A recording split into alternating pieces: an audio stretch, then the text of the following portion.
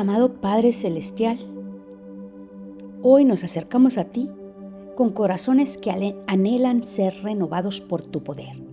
Tú conoces nuestras fuerzas cuando flaquean, nuestro ánimo cuando decae y nuestros pensamientos cuando se nublan por el cansancio o por la carga de nuestro día a día. Señor, tú eres la fuente de todo vigor. Cuando nos sentimos agotados, en ti hay descanso. Cuando perdemos el entusiasmo, en ti hay nueva esperanza. Por eso hoy te pedimos con fe que renueves nuestra energía como las alas del águila y restaures nuestro ánimo con tu gozo inagotable. Sopla sobre nosotros, Espíritu Santo, y despierta dentro de nosotros un espíritu de alegría, propósito y valentía. Haz que cada célula de nuestro cuerpo, cada pensamiento de nuestra mente y cada latido de nuestro corazón se alineen con la vida abundante que tú nos ofreces. Danos fuerzas para lo cotidiano, visión para lo eterno y pasión para seguir sirviéndote con todo lo que somos. Que nuestro cansancio se transforme en gratitud, nuestro desánimo en alabanza y nuestra debilidad en testimonio de tu poder. Gracias, Señor, porque en ti no solo encontramos descanso, sino también renovación y plenitud. Hoy recibimos tu fuerza con gozo en el nombre de Jesucristo, nuestro Señor. Amén. Hola, qué bueno que me acompañas a un día más de Biblia Diaria. Yo soy Claudia. Aquí es donde leemos la Biblia todos los días y hoy que es 15 de junio vamos a leer Primero de Reyes 14:1 al 15:24, Hechos 10:1 al 23, Salmos 133 y Proverbios 17:7 y 8. Primer libro de los Reyes, capítulo 14, versículo 1 al capítulo 15, versículo 24. En aquel tiempo se enfermó Abías, hijo de Jeroboam, y éste dijo a su esposa: disfrázate para que nadie se dé cuenta que eres mi esposa. Luego vete a Silo, donde está Ahías el profeta que me anunció que yo sería rey de este pueblo. Llévate 10 panes, algunas tortas y un jarro de miel. Cuando llegues, él te dirá qué va a pasar con nuestro hijo. Así que la esposa de Jeroboam emprendió el valle a Silo y fue a casa de Ahías. Debido a su edad, Ahías había perdido la vista y estaba ciego, pero el Señor le había dicho: la esposa de Jeroboam, haciéndose pasar por otra, viene a pedirte información acerca de su hijo que está enfermo. Quiero que le des tal y tal respuesta. Así que cuando Ahías oyó el sonido de sus pasos, se dirigió a la puerta y dijo: esposa de Jeroboam, ¿para qué te haces pasar por otra? Entra, que tengo malas noticias para ti.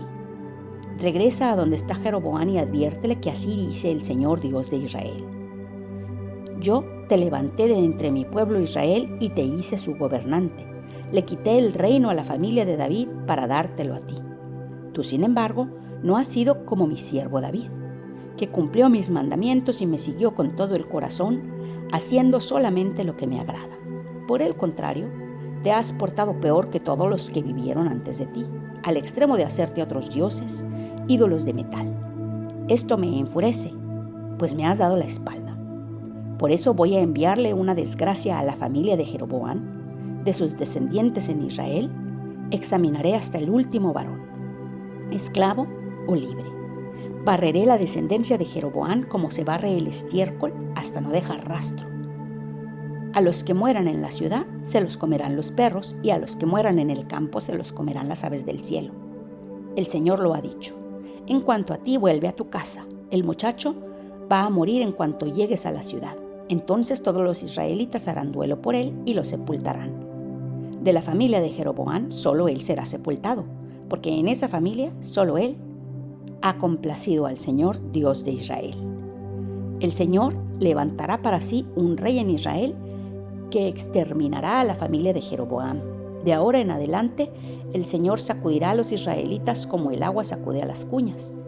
Los desarraigará de esta buena tierra que dio a sus antepasados y los dispersará más allá del río Éufrates, porque se hicieron imágenes de la diosa Aserá y provocaron así la ira del Señor.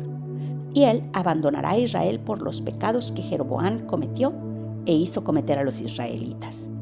Entonces la esposa de Jeroboam se puso en marcha y regresó a Tirsa.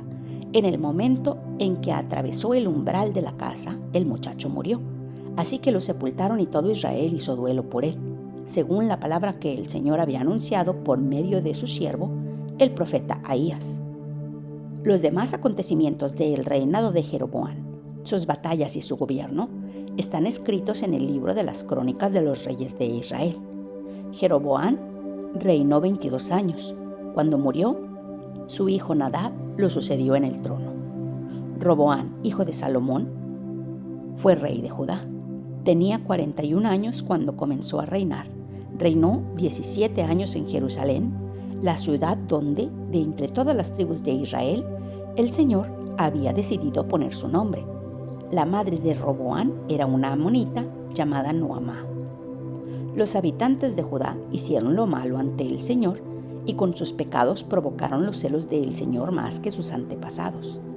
Además, en todas las colinas y bajo todo árbol frondoso, se construyeron altares paganos, piedras sagradas e imágenes de la diosa Aserá.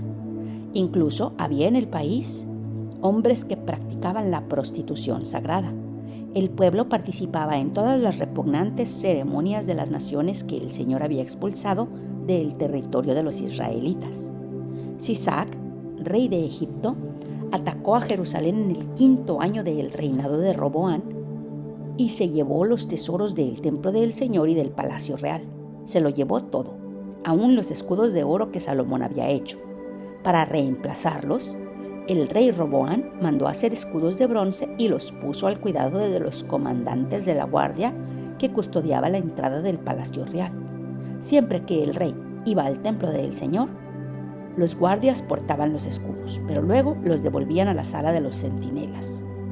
Los demás acontecimientos del reinado de Roboam y todo lo que hizo están escritos en el libro de las crónicas de los reyes de Judá. Durante su reinado hubo guerra constante entre él y Jeroboam. Cuando murió Roboam, hijo de la amonita llamada Noamá, fue sepultado con sus antepasados en la ciudad de David. Su hijo Abías lo sucedió en el trono. En el año 18 del reinado de Jeroboam, hijo de Nabat, Abías comenzó a reinar en Judá y reinó en Jerusalén 3 años. Su madre era Macá, hija de Abisalón. Abías cometió todos los pecados que había cometido su padre, pues no siempre fue fiel al Señor su Dios como lo había sido su antepasado David. No obstante, por consideración a David, el Señor su Dios mantuvo la lámpara de David encendida en Jerusalén, dándole un hijo que lo sucediera para fortalecer así a Jerusalén, pues David había hecho lo que agrada al Señor y en toda su vida no había dejado de cumplir ninguno de los mandamientos del Señor, excepto en el caso de Urías elitita. Durante toda la vida de Abías, hubo guerra entre la casa de Roboam y la de Jeroboam. Los demás acontecimientos del reinado de Abías y todo lo que hizo están escritos en el libro de las crónicas de los reyes de Judá. También hubo guerra entre Abías y Jeroboam. Abías murió y fue sepultado en la ciudad de David. Su hijo Asa lo sucedió en el trono. En el año 20 de Jeroboam, rey de Israel, Asa ocupó el trono de Judá y reinó en Jerusalén 41 años. Su abuela era Macá, hija de Abisalón. Asa hizo lo que agrada al Señor, como lo había hecho su antepasado David. Expulsó del país a los que practicaban la prostitución sagrada y acabó con todos los ídolos que sus antepasados habían fabricado. Hasta destituyó a su abuela Macá de su puesto como reina madre, porque ella había hecho una imagen repulsiva de la diosa Aserá. Asa derribó la imagen y la quemó en el arroyo de Cedrón. Aunque no quitó los altares paganos, Asa se mantuvo siempre fiel al Señor. Además, llevó al templo del Señor la plata, el oro y los utensilios que él y su padre habían consagrado. Durante los reinados de Asa, rey de Judá, y Basá, rey de Israel, hubo guerra entre ellos. Basá, rey de Israel, atacó a Judá y fortificó Ramá para aislar totalmente a Asa, rey de Judá. Entonces Asa tomó todo el oro y la plata que habían quedado en los tesoros del templo del Señor y de su propio palacio. Luego encargó a sus funcionarios que se los llevaran a Ben-Hadad, hijo de Tabrimón y nieto de Esión, rey de Aram, quien gobernaba en Damasco, y le envió este mensaje: hagamos un pacto tú y yo, como el que hicieron tu padre y el mío. Aquí te envío un presente de oro y plata. Anula tu pacto con Basá, rey de Israel, para que se marche de aquí. Ben-Hadad estuvo de acuerdo con el rey Asa y envió a los comandantes de su ejército para que atacaran las ciudades de Israel.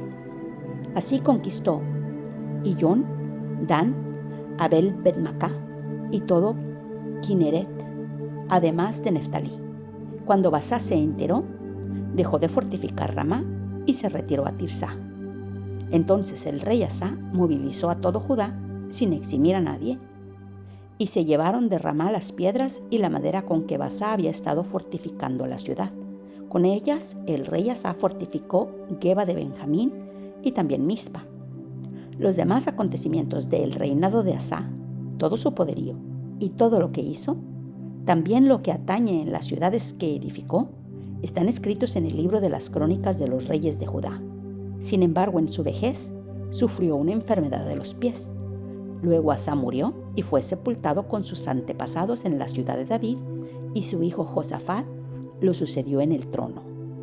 Hechos 10, 1-23. Vivía en Cesarea un centurión llamado Cornelio, del regimiento conocido como el Italiano. Él y toda su familia eran devotos y temerosos de Dios.